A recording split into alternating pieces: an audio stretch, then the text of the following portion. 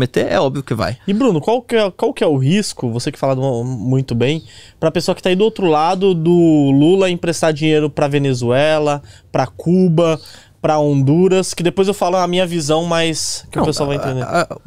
Acho que o principal risco é o seguinte, o Brasil ainda tem a dívida com esses países ainda devem pro Brasil Não pagaram. muito dinheiro.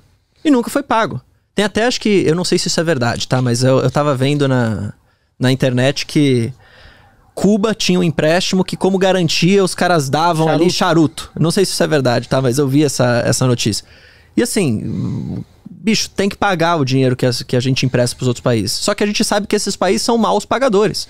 Eles não vão pagar. O risco desses países é altíssimo. Então assim, o que me entristece é o Lula vir nesse discurso dele falando que ele vai ajudar o povo brasileiro, especialmente os mais pobres, quando a gente vê um país que não tem nem saneamento básico para 50% das pessoas, que o PT, inclusive, lutou até contra o marco do saneamento, que foi um dos maiores marcos que a gente teve na história do Brasil, e a gente fica emprestando dinheiro para outros países, a gente fica investindo na infraestrutura dos outros países quando a gente está precário, entendeu? Então acho que esse é o grande problema. E outra, o país começar a também se endividar cada vez mais com esses gastos maiores do governo, isso vai cair no colo de quem é mais pobre no final do dia. Ou você paga essa dívida com inflação, ou depois você vai acabar aumentando o imposto, que vai cair sobre o mais pobre, porque o imposto é sobre consumo no Brasil.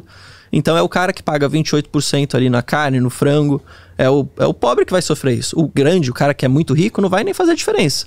Mas o pobre, quando ele perceber que ele não vai mais conseguir comprar carne, porque ele não tem mais renda, porque a inflação está muito alta, porque o imposto aumentou, é nesse cara que vai cair o preço. Só que é difícil das pessoas entenderem, não é culpa dessa pessoa menos educada. É culpa de quem tem o estudo suficiente para entender e continua votando nesse cara. Não, isso que é pior, né? E eu vejo muitas pessoas que se dizem economistas falando que tem que emprestar dinheiro para outros países. Aí eu já faço contra isso. E eu já faço uma analogia com a vida real, né?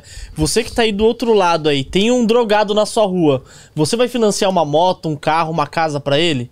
Sabendo que ele não vai pagar? Então, esses países são os drogados aí.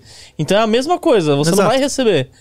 Então é muito complicado, né, Bruno, quando a gente fala de política, mas a política ela vem alinhada com a economia, né? Com certeza. É uma coisa que você não consegue distinguir.